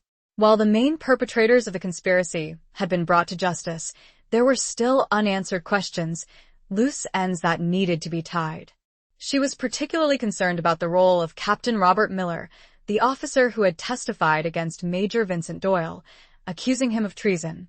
Margaret had always suspected that Miller was involved in the plot to frame Doyle, that he had been motivated by personal animosity and a desire to advance his own career. She had found evidence suggesting that Miller had connections to German intelligence, but she had never been able to prove it conclusively. She decided to revisit the evidence against Miller, hoping to find something that she had missed, something that could definitively link him to the conspiracy. She returned to the National Archives in Washington, D.C., spending days poring over military records, intelligence reports, and personal correspondence. She discovered that Miller had been a highly ambitious and ruthless officer, known for his willingness to bend the rules and to use any means necessary to achieve his goals. He had a reputation for being a womanizer and a gambler, and he had been deeply in debt before the war. Margaret also found evidence that Miller had been in contact with several known German agents before the war, including a businessman who had been involved in selling arms to the German military. She discovered that Miller had received large sums of money from this businessman shortly before Doyle's court-martial. Margaret felt a growing conviction that Miller had been a paid informant, that he had been working for German intelligence, and that he had deliberately framed Doyle to protect his own cover. She decided to seek out any surviving relatives of Captain Miller, hoping to find someone who might have information about his activities during the war. She discovered that Miller had a son, Robert Miller Jr., who was living in New York City. Margaret contacted Miller Jr., explaining her research and her suspicions about his father. Miller Jr. was initially hostile, defensive of his father's reputation. He claimed that his father had been a hero, a loyal officer who had served his country with distinction. Margaret persisted, presenting Miller Jr. with the evidence she had gathered, showing him the documents that linked his father to German intelligence and to the conspiracy against Doyle. Miller Jr. gradually began to change his attitude. He admitted that he had always harbored doubts about his father, that he had suspected that there were things his father had kept hidden. He revealed that his father had been a secretive and distant man, prone to fits of anger and paranoia. He also revealed that his father had left behind a collection of personal papers, including diaries, letters, and photographs, that he had kept locked away in a safe deposit box. He had never examined the papers, fearing what he might find. Margaret urged Miller Jr. to open the safe deposit box, to examine the contents, to find out the truth about his father. Miller Jr. agreed, reluctantly, to do so. They met a few days later at a bank in New York City. Miller Jr. opened the safe deposit box, revealing a collection of dusty documents and photographs. Margaret and Miller Jr. spent hours examining the contents of the box. They found a series of diaries, in which Miller had recorded his thoughts and activities during the war. The diaries revealed a shocking truth. Miller had indeed been a paid informant for German intelligence. He had been providing the Germans with information about American troop movements, strategies, and weapons. He had been motivated by greed, by a desire for money and power. The diaries also revealed that Miller had been directly involved in the plot to frame Doyle. He had deliberately planted false evidence, manipulated witnesses, and fabricated testimony to ensure that Doyle was convicted of treason. He had done so, not only to protect his own cover, but also to advance his own career. He had been promised a promotion and a large sum of money in exchange for his cooperation. The final entry in the diary was dated the day before Doyle's execution. "Doyle will die tomorrow," Miller wrote. "A necessary sacrifice. He was a fool to trust me, to love that French whore. He deserved what he got." Margaret felt a surge of disgust and anger. Miller's confession was a chilling testament to his depravity, his utter lack of remorse for the lives he had destroyed. Miller Jr. was devastated by the revelations. He had finally learned the truth about his father, and it was a truth that shattered his illusions and filled him with shame. I don't know what to say," Miller Jr. said, his voice trembling. I always thought he was a hero." Margaret placed a comforting hand on Miller Jr.'s shoulder. "He wasn't a hero," she said. "But you are not responsible for his crimes." Margaret and Miller Jr. decided to make the diaries public, to expose the truth about Captain Robert Miller and his role in the conspiracy against Major Vincent Doyle. They contacted Isabel Dufour, the journalist, who agreed to publish the story. The publication of Miller's diaries created a sensation, sparking a new wave of outrage and calls for justice. The U.S. government, facing mounting pressure, announced that it would posthumously exonerate Major Vincent Doyle, clearing his name of the false charges of treason. Margaret felt a sense of vindication, knowing that Doyle's name had finally been cleared, that his honor had been restored. She had fulfilled her promise to him, to Elise, to all those who had been victims of injustice. The spy's confession, Margaret realized, was not just a revelation of past sins, it was a testament to the enduring power of truth and the importance of seeking justice, no matter how long it takes. The weight of history, which had felt so heavy for so long, began to lift. Chapter 17. Masks and Mirrors. With Major Vincent Doyle exonerated and Captain Robert Miller exposed as a traitor, Margaret felt a sense of closure, but also a lingering curiosity about the larger network of espionage and betrayal that had operated during the war. She knew that Miller had not acted alone, that he had been part of a larger conspiracy involving both German and Allied agents. She decided to delve deeper into the world of wartime intelligence, hoping to uncover the full extent of the network and to identify the other players involved. She returned to the archives, spending weeks poring over declassified intelligence reports, intercepted communications, and personal accounts of spies and intelligence officers. She discovered that the war had been a breeding ground for espionage, a shadowy world of double agents, secret codes, and clandestine operations. Both sides had employed a vast network of spies, saboteurs, and informants, seeking to gain an advantage in the conflict. Margaret focused her research on the German intelligence operations in France, hoping to find connections to Miller and to the conspiracy against Doyle. She discovered that the Germans had established a sophisticated network of spies and collaborators in France, using them to gather information about Allied troop movements, strategies, and weapons. She also learned that the Germans had been particularly interested in recruiting American officers, exploiting their access to sensitive information and their perceived naivete about European politics. Margaret discovered that Miller had been recruited by a German intelligence officer named Hans Richter, a charismatic and ruthless operative who had been responsible for running several successful espionage networks in France. Richter had been known for his ability to identify and exploit the weaknesses of his targets, using a combination of bribery, blackmail, and psychological manipulation. Margaret found evidence that Richter had been in contact with several other American officers, in addition to Miller. She suspected that these officers might also have been involved in espionage, providing the Germans with valuable intelligence. She decided to investigate these officers, hoping to uncover their identities and to determine the extent of their involvement in the German spy network.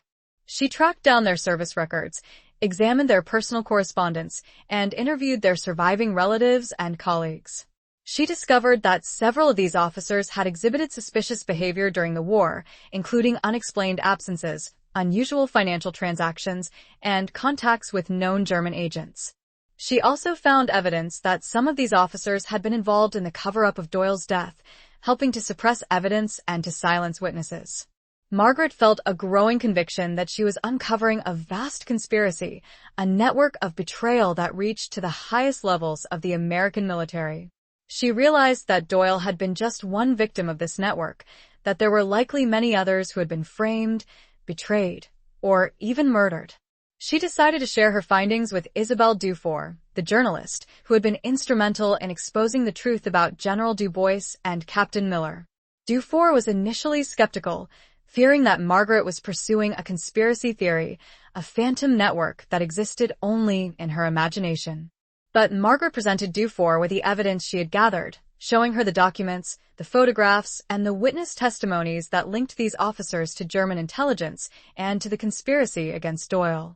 Dufour gradually became convinced that Margaret was on to something significant, that there was a larger story to be told, a hidden history of betrayal and espionage that had been deliberately suppressed for decades. Dufour agreed to help Margaret investigate the network, using her journalistic skills and her contacts within the media and the government to uncover the truth. They worked together, painstakingly piecing together the fragments of information, connecting the dots, identifying the players involved in the conspiracy. They discovered that the network extended beyond the military, that it included politicians, businessmen, and even members of the intelligence services. They realized that they were dealing with a powerful and dangerous enemy, a network that had the resources and the influence to silence anyone who threatened them. They knew that they were risking their lives, but they were determined to expose the truth, to bring the perpetrators to justice. The masks, Margaret realized, were starting to slip, revealing the ugly faces of betrayal and deceit. The mirrors, reflecting the distorted images of wartime espionage, were beginning to crack, revealing the truth that had been hidden for so long. The world of spies, she discovered, was not a glamorous realm of adventure and intrigue. It was a dark and dangerous place where loyalty was a commodity and betrayal was a constant threat. And she was determined to navigate this treacherous landscape, to expose the truth, no matter the cost. She was not doing this for fame, but for the silenced voices of those that were betrayed. The echoes of their sacrifices fueled her every step. Chapter 18. The Weight of Silence. Margaret and Isabelle Dufour's investigation into the wartime espionage network led them to a series of shocking discoveries. They uncovered evidence of widespread corruption, blackmail, and even murder, all orchestrated by a clandestine group of individuals who had operated with impunity for decades.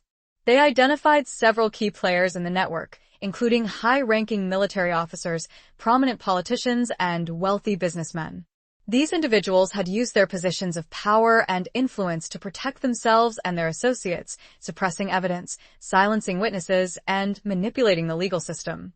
Margaret and Dufour realized that they were dealing with a conspiracy that reached to the highest levels of government and society, a network that had the power to destroy anyone who threatened to expose it. They knew that they were risking their lives, but they were determined to continue their investigation, to bring the perpetrators to justice. They focused their efforts on uncovering the financial ties that linked the members of the network. They discovered that the network had been funded by a complex web of shell corporations, offshore accounts, and illicit transactions. They traced the flow of money, following the trail of dirty money that led them to the heart of the conspiracy. They discovered that the network had been involved in a variety of illegal activities, including arms trafficking, drug smuggling, and money laundering. They also found evidence that the network had been involved in political assassinations and bombings, targeting individuals who had threatened to expose their crimes. Margaret and Dufour realized that they needed help, that they could not expose this vast conspiracy on their own. They decided to seek assistance from a trusted source within the U.S. government, someone who had the authority and the resources to investigate the network. They contacted a senior official in the Department of Justice, a man named John Anderson, who had a reputation for integrity and a commitment to fighting corruption. They presented Anderson with the evidence they had gathered, explaining the scope of the conspiracy and the danger it posed to national security. Anderson was initially skeptical, reluctant to believe that such a vast conspiracy could exist within the U.S. government. But Margaret and Dufour presented him with overwhelming evidence, showing him the documents, the photographs, and the witness testimonies that linked these individuals to the network. Anderson gradually became convinced that Margaret and Dufour were telling the truth, that there was a hidden history of betrayal and espionage that had been deliberately suppressed for decades. He agreed to launch an official investigation, using the resources of the Department of Justice to uncover the full extent of the network and to bring the perpetrators to justice. The investigation was conducted in secret, under the strictest security protocols. Anderson assembled a team of trusted investigators, lawyers, and analysts who worked tirelessly to gather evidence, interview witnesses, and build a case against the members of the network.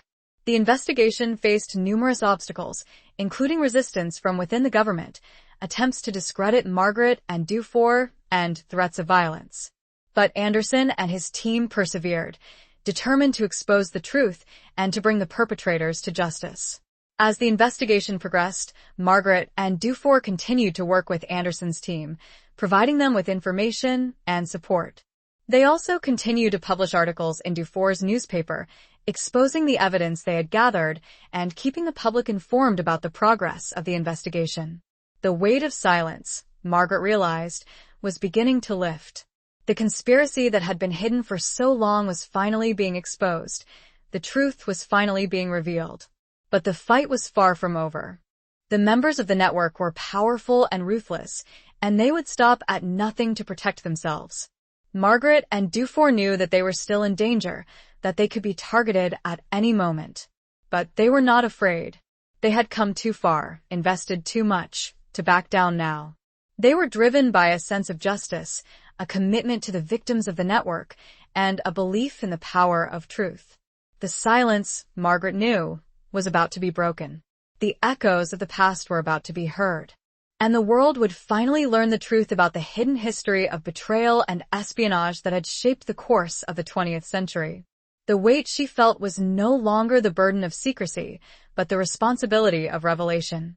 Chapter 19. Reclaiming the Past. The investigation led by John Anderson and his team at the Department of Justice yielded a series of stunning revelations.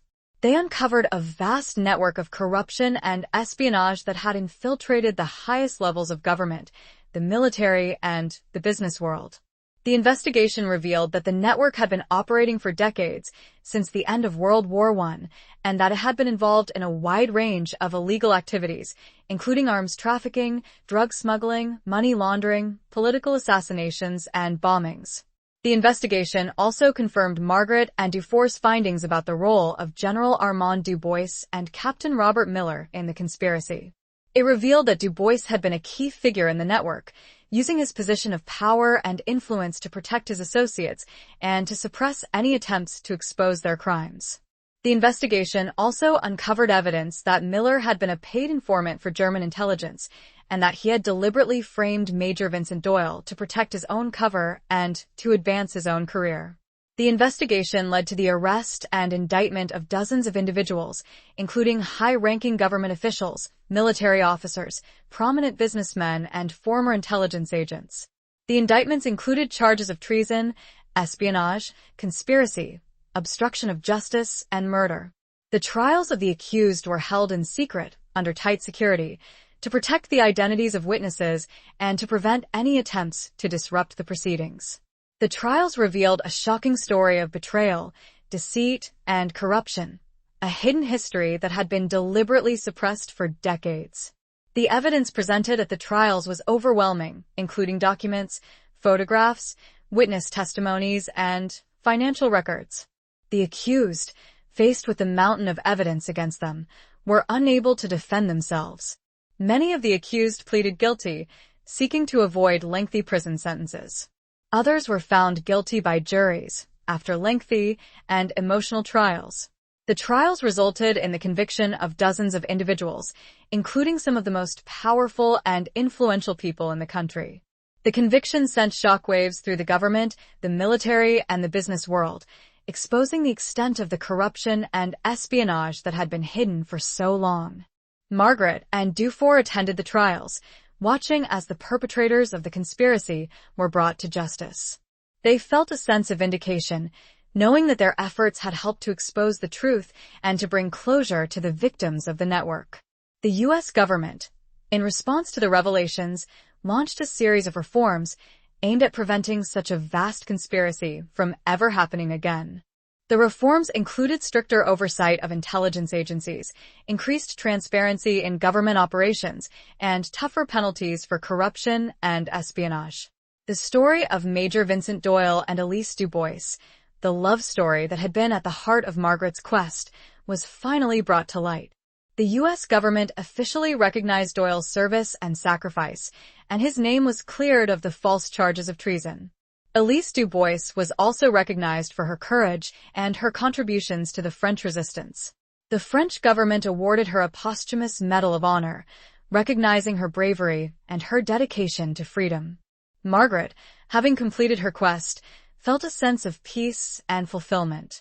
She had reclaimed the past, bringing justice to those who had been wronged and exposing the truth about a hidden history of betrayal and espionage. She decided to write a book about her experiences, telling the story of Major Vincent Doyle and Elise Dubois and exposing the vast conspiracy that had claimed their lives. The book became a bestseller, bringing the story to a wider audience and sparking a national conversation about the importance of truth, justice, and accountability. Margaret returned to Meridian Hill Park, to the statue of Major Vincent Doyle, the silent sentinel that had first sparked her curiosity and set her on her quest. She stood before the statue, looking up at the bronze figure, feeling a sense of connection to the man who had lived and died for love and honor. She had given him a voice. She had told a story. And she had brought justice to him and to Elise.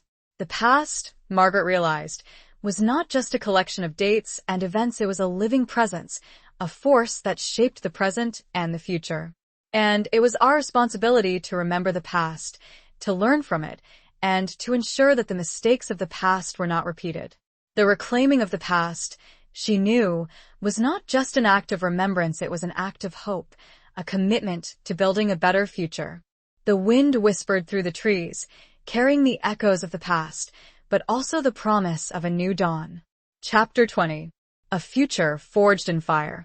Margaret's life, irrevocably altered by her journey into the past, took on a new direction.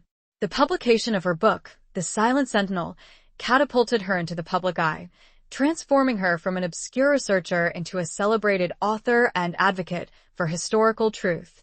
She received invitations to speak at universities, conferences, and literary festivals, sharing her story and inspiring others to pursue their own quests for justice and understanding. She became a sought-after commentator on historical issues, appearing on television and radio programs and writing articles for newspapers and magazines. Margaret used her newfound platform to advocate for greater transparency in government, for stronger protections for whistleblowers, and for a more honest and critical examination of history.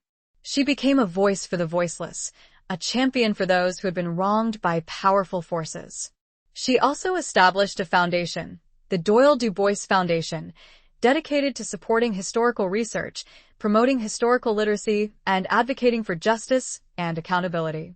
The foundation provided grants to researchers, funded educational programs, and supported legal efforts to uncover and address historical injustices. Margaret found herself surrounded by a new community of friends, colleagues, and admirers, people who shared her passion for history, her commitment to truth, and her belief in the power of individual action. She formed close bonds with Isabel Dufour, the journalist who had helped her expose the conspiracy, and with John Anderson, the Justice Department official who had led the investigation. She also reconnected with Sergeant Thomas Baker, the veteran of the Lost Battalion who had provided crucial information about Major Doyle and Elise Du Bois. She visited Baker regularly, listening to stories, sharing her own experiences, and finding solace in their shared connection to the past. Margaret's personal life also underwent a transformation. She had been so consumed by her quest, so focused on uncovering the truth about Major Doyle and Elise Du Bois, that she had neglected her own needs and desires. But now, with the story told and justice served, she felt a sense of liberation, a freedom to explore new possibilities, to embrace new relationships. She found herself drawn to John Anderson, the Justice Department official who had been so instrumental in bringing the conspiracy to light. They shared a deep respect for each other, a common commitment to justice, and a growing affection that blossomed into a romantic relationship. Margaret and John's relationship was built on a foundation of mutual trust, shared values, and a deep understanding of the challenges and rewards of seeking truth and justice. They supported each other's work, encouraged each other's dreams, and found solace in each other's company. Margaret, at the age of 58, found herself experiencing a love that was both passionate and profound, a love that had been forged in the fires of adversity and tempered by the wisdom of experience. She had found a partner, a soulmate, someone who understood her, who shared her values, and who loved her for who she was. She realized that her journey into the past had not only brought justice to Major Doyle and Elise Du Bois, but it had also transformed her own life, leading her to a new career, a new community, and a new love. The future, Margaret knew, was uncertain, but she faced it with courage, hope, and a deep sense of purpose. She had learned from the past, she had embraced the present, and she was ready to build a future that was worthy of the sacrifices that had been made by those who had come before her. A future forged in fire, a future built on truth, justice, and love. A future where the silent sentinels of the past would finally be heard, and their stories would inspire generations to come. The weight she now carried was the weight of hope, the burden of a brighter tomorrow. And she carried it with grace, with strength, and with an unwavering commitment to the values that had guided her journey. The setting sun cast a golden glow over Washington, D.C., illuminating the monuments and memorials, a reminder of the enduring power of history and the enduring promise of a better future. Epilogue. Years later, Margaret stood once again before the statue of Major Vincent Doyle in Meridian Hill Park. The November wind, sharp and familiar, whipped around her, but she barely noticed it. She was no longer the same woman who had stumbled upon the forgotten monument years ago. She was older, wiser, and her heart, once heavy with the burden of untold stories, now carried the lighter weight of fulfilled purpose. John stood beside her, his hand resting gently on her shoulder, a silent testament to their shared journey, their enduring love. They had built a life together, a life dedicated to truth, justice, and the pursuit of a better future. The statue of Major Doyle, no longer neglected, stood tall and proud, surrounded by a small, well-tended garden. A plaque had been added to the base, bearing a brief inscription: Major Vincent Doyle, United States Army, a hero of the Argonne Forest, falsely accused, honorably restored. His love for Elise Dubois, a testament to the enduring power of the human spirit. Margaret had fought for that inscription, ensuring that Doyle's story and Elise's would be remembered not just as a footnote in history, but as a beacon of hope and resilience. The park was no longer deserted. People strolled along the paths, children played on the grass, and couples sat on benches, enjoying the crisp autumn air. The city, once shrouded in the shadows of secrets and lies, now seemed to bask in the sunlight of truth and reconciliation. Margaret looked up at the statue, at the bronze face of Major Doyle, his eyes no longer filled with sadness, but with a quiet dignity, a sense of peace. She felt a deep connection to him, a kinship that transcended time and space. She had given him a voice. She had told his story. And she had brought justice to him and to Elise. But her work was not yet done. There were still other stories to be told, other injustices to be addressed, other truths to be uncovered. History, she knew, was a continuous process, a never-ending quest for understanding and reconciliation. She and John had dedicated their lives to that quest, working together, supporting each other, and inspiring others to join them. They had established the Doyle-Dubois Foundation, which had grown into a respected and influential organization, supporting historical research, promoting historical literacy, and advocating for justice and accountability around the world. Margaret had also continued to write, publishing several more books, exploring other forgotten corners of history, bringing to light the stories of those who had been silenced by power and injustice. She had received numerous awards and honors for her work, but the greatest reward, she knew, was the knowledge that she had made a difference, that she had helped to create a more just and equitable world. As she stood there, with John by her side, gazing at the statue of Major Doyle, she felt a profound sense of gratitude for the opportunity to have lived a life of purpose, to have loved and been loved, to have made a difference in the world. The wind whispered through the trees, carrying the echoes of the past, but also the promise of the future. A future that she and John and countless others were working to build, a future where truth would prevail, where justice would be served, and where the silent sentinels of history would finally be heard. The park, bathed in the soft light of the setting sun, felt like a sanctuary, a place of peace and hope, a testament to the enduring power of the human spirit. And Margaret, standing hand in hand with John, knew that their journey was far from over. There were still battles to be fought, stories to be told, and a future to be forged. But they would face it together, with courage, with love, and with an unwavering commitment to the values that had guided them thus far. The circle was complete, yet ever expanding. The end.